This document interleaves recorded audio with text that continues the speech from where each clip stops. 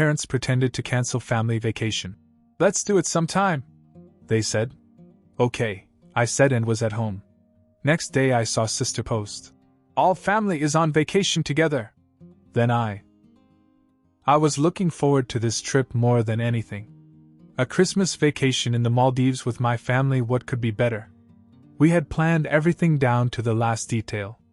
Flights were booked months in advance, hotels were confirmed, and we had even talked about the activities we wanted to do together. Snorkeling, boat rides, just relaxing on the beach. It was going to be perfect. The plan was simple. We'd all meet at my parents' house the night before to go over the final details. I packed my bags, double-checked my passport, and even took the day off from work. This wasn't some last-minute thing. We'd all been talking about it for months.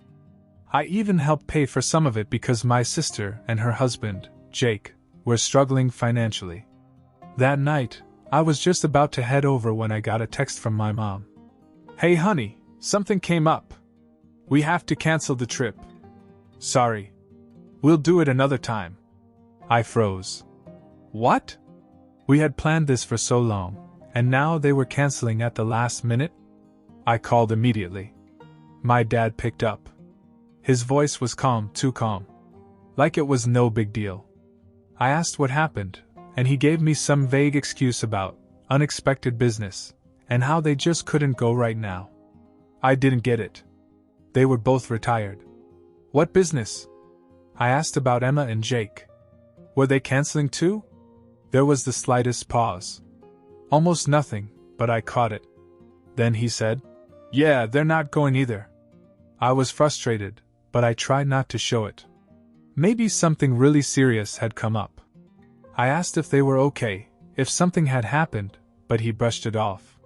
He just said it was bad timing and we'd reschedule. I sighed. What could I say? I was disappointed, but I wasn't going to argue. I said okay, hung up, and started unpacking my bag. The next morning, I woke up, made some coffee, and scrolled absent-mindedly through my phone. That's when I saw it. A message from Emma. At first I thought I was seeing things. A picture of the ocean. Crystal clear water stretching endlessly under a bright blue sky. White sand. Palm trees swaying in the breeze. Then a second image. My sister, Jake, and my parents. All together. Smiling. Drinks in hand. The caption? "The whole family on vacation together." I felt my whole body go cold. I blinked, reading it over and over, waiting for my brain to catch up. My stomach churned. My heart was pounding. I could hear my blood rushing in my ears. They were in the Maldives. They were gone. Without me. And they had lied right to my face. I just sat there, staring at my phone, trying to process what I was seeing. My parents. My sister. Jake. All of them on the trip we had planned together. The one they canceled at the last minute. The one I was supposed to go on. I flipped through the pictures again. They weren't just there, they were having the time of their lives. Sunset dinners, cocktails by the pool, boat rides. Emma even posted a video of my dad laughing as he tried to balance on a paddleboard before falling into the water. My mom commented, "Best family trip ever!" with a bunch of heart emojis. I felt sick. I didn't even know what to do. Should I call her? Text Emma? Comment below the post? I wanted to explode, but I didn't. I just locked my phone and sat in silence. There must be some explanation, I told myself. Maybe it was a misunderstanding, maybe they thought I couldn't make it for some reason, maybe. No. There was no way. They were lying. They looked me in the face and they lied. And for what? Why leave me behind? I tried to push it out of my mind, but the anger sat in my chest like a weight. Christmas Eve came and I spent it alone in my apartment.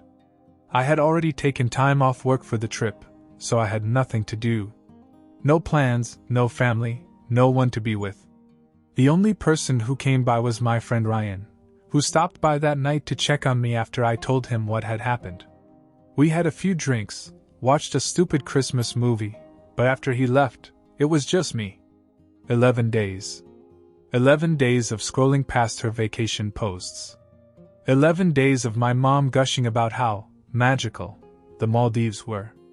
11 days of them pretending I didn't exist. When they got back, I wasn't just angry. I was done. I texted Emma. Told her to meet me at Mom and Dad's house that night. No explanations.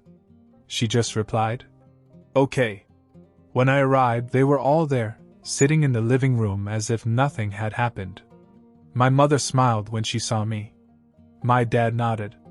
Emma looked up from her cell phone. Jake barely looked at me. It was like I was the one who had been gone for 11 days. I sat down, looked at them, took a breath. Then I asked the only thing that mattered. Why? My mom blinked. Why what, honey? I almost laughed. Almost. Why did you lie to me? Why did you tell me the trip was cancelled and then go without me? The room went silent. I watched their expressions change. My mom's smile faltered.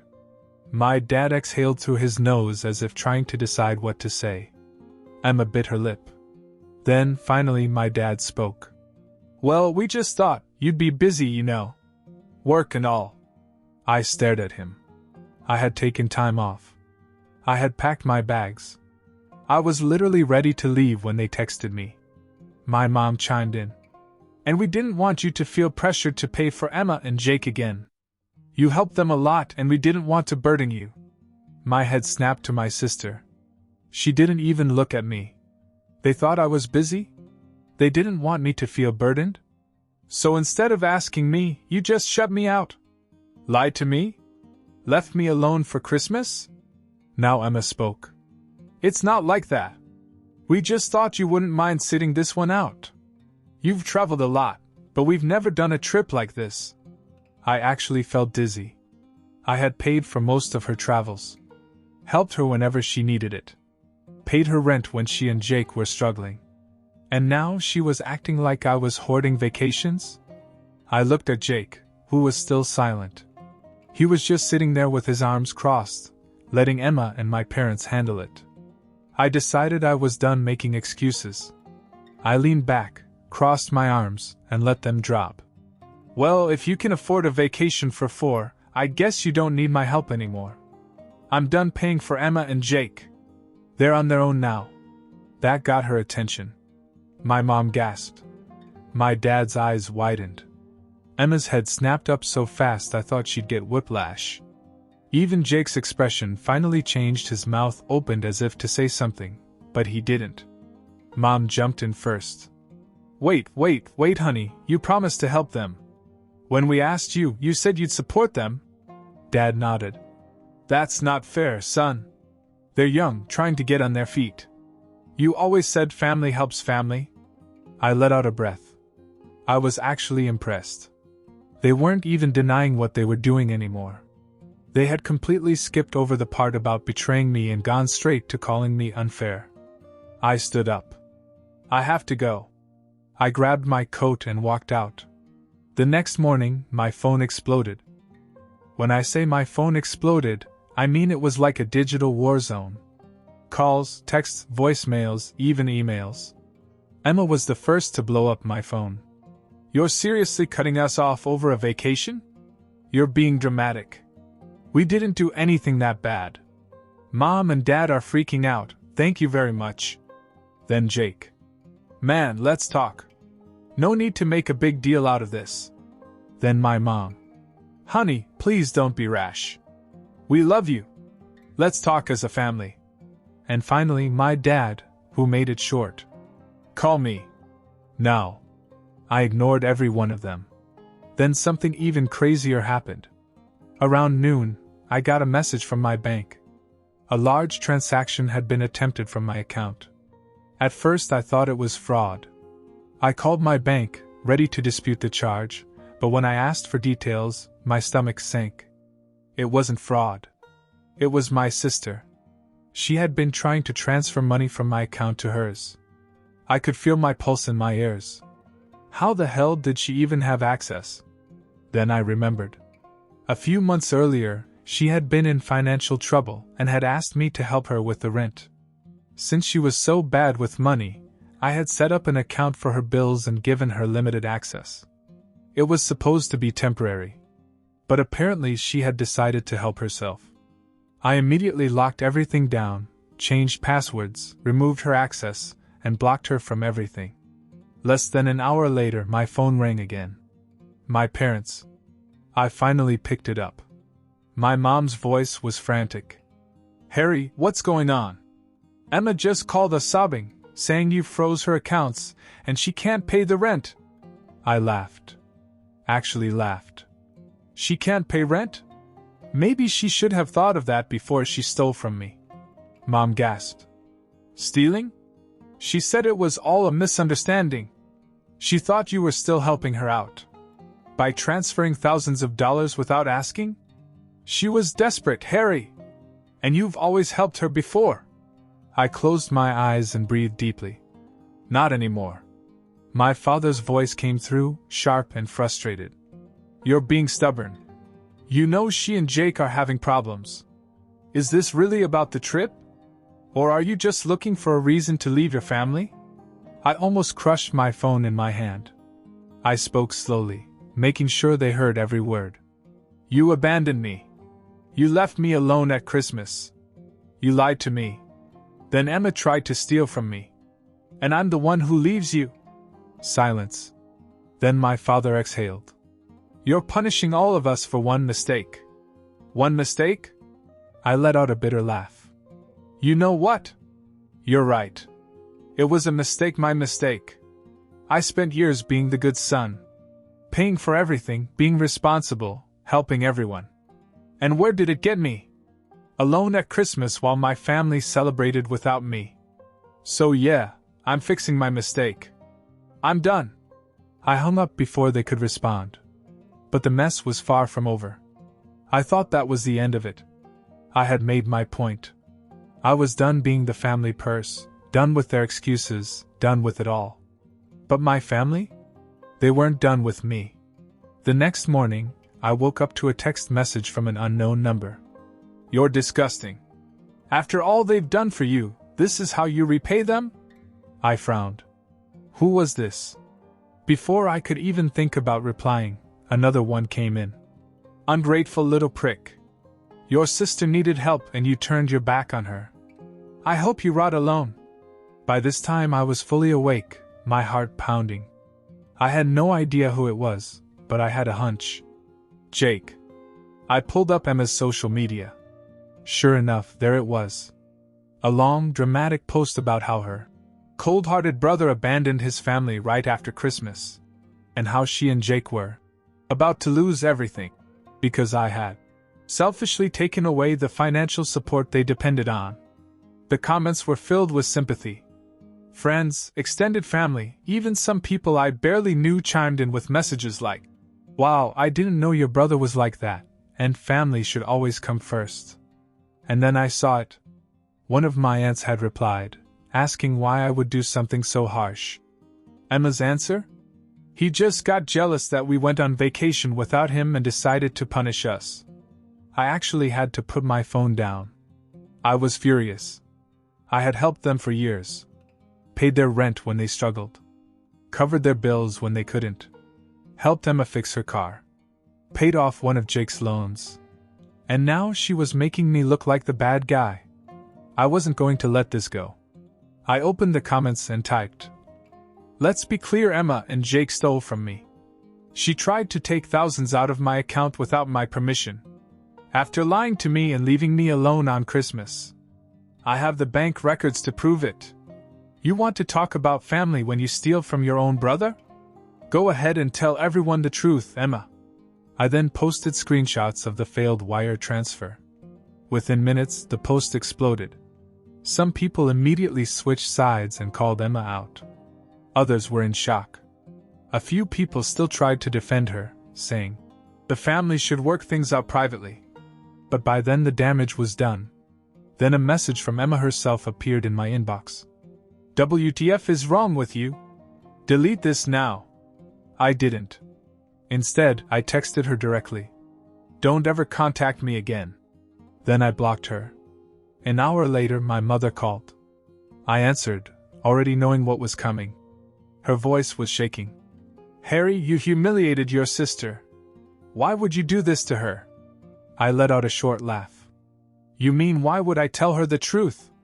The truth that she had no problem lying about? She was desperate. She didn't know what to do. She knew exactly what to do. And so did you when you let me pay for her and Jake for years while she never even tried to stand on her own. Mom sniffled. You're tearing this family apart. I clenched my jaw. No, Mom. You did it when you left me behind. I put the phone down before she could say another word. Then I blocked her too. I thought blocking them would bring me some peace, but I underestimated just how desperate my family could get when money was on the line.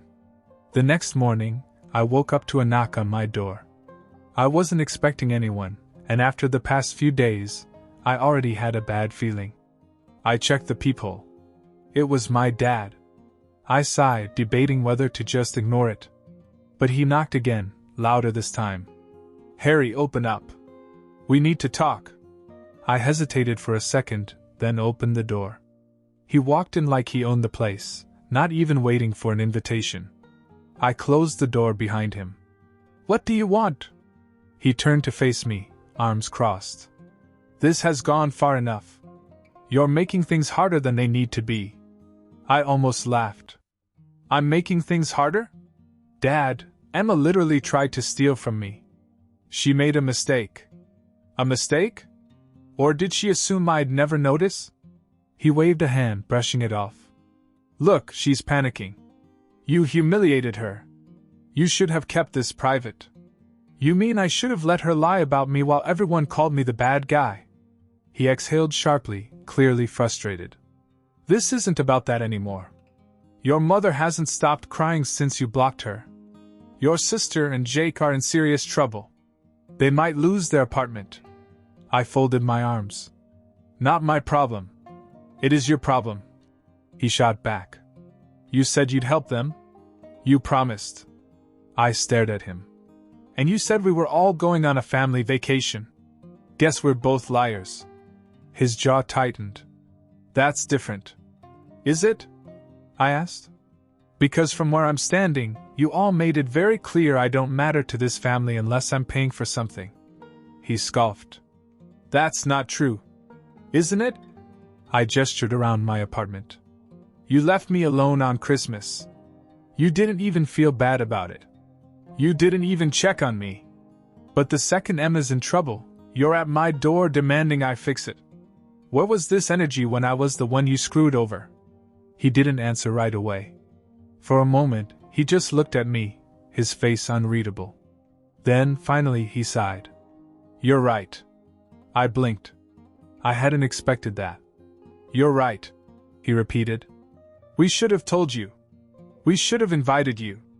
We hurt you, and that was wrong. I didn't say anything. But, he continued, that doesn't change the fact that we're still family. And family helps each other, no matter what. I clenched my jaw. That's funny, because when I needed family, no one was there. His face hardened again. You're being petty. I exhaled slowly. No, Dad. I'm done being a bank. I'm done being used. I'm done with all of this. He took a deep breath, like he was preparing himself for something. Then he spoke, his tone shifting. If you don't help them, they're going to be homeless. I shrugged. They should have thought about that before blowing money on a luxury vacation. His expression darkened. You're not as heartless as you're pretending to be, Harry. I know you. You knew me. The son who bent over backward for this family? He doesn't exist anymore. He stared at me for a long moment. Then, to my shock, he actually laughed. You know, he said, shaking his head. I never thought you'd be so selfish. After everything we've done for you. I felt my hands curl into fists. Done for me? Like what? Abandoning me on Christmas? Lying to me? Taking my money? He gave me a look so cold it sent a chill down my spine. You'll regret this. I raised an eyebrow. Was that a threat? He didn't answer. Just turned around and walked out, slamming the door behind him. I stood there for a moment, heart pounding. I had no idea what was coming next. But I knew it wasn't over. That conversation with my dad was the last straw. I was done. Done with the lies. Done with the guilt trips. Done with being nothing more than a wallet to them. I sat down that night and made a decision. I was getting out. A new city, a fresh start, away from all of them. I had been thinking about moving for a while anyway, but this sealed it. The next day, I started looking at jobs in other cities. By the end of the week, I had interviews lined up. A month later, I had a new job, a new apartment, and a one-way ticket out of town. And I never looked back. At first, it felt surreal. Waking up in a place where no one expected anything from me. No constant calls from my mom, no emergency money requests from Emma, no guilt-tripping from my dad. Just peace. And then, the unexpected started happening. One night, I ended up at a small bar near my new place, just wanting to unwind after work. I struck up a conversation with the guy next to me, nothing deep, just casual talk. Turns out, he worked in my field and knew a guy who could hook me up with an even better job. A few months later, I was making more money than I ever had before. Then, one weekend, I joined a local hiking group on a whim. Met some incredible people, made real friends, people who liked me for me, not for what I could do for them. And the biggest surprise? Love. I met someone. Completely by accident. I had dropped my coffee outside a bookstore, and she had laughed, handing me some napkins. One conversation led to another, then a date, then another. She was different from anyone I had ever known, kind, independent, and completely uninterested in anything I had materially. She liked me. For the first time in my life, I felt free. Meanwhile, my family? They tried reaching out a few times. My mom left voicemails, Emma sent an apology text, which I ignored, and even my dad softened after a while. But by then, I had moved on. I wasn't angry anymore. I just didn't care. Sometimes, people say blood is thicker than water. But I learned something else: peace is priceless. And I was never giving mine up again.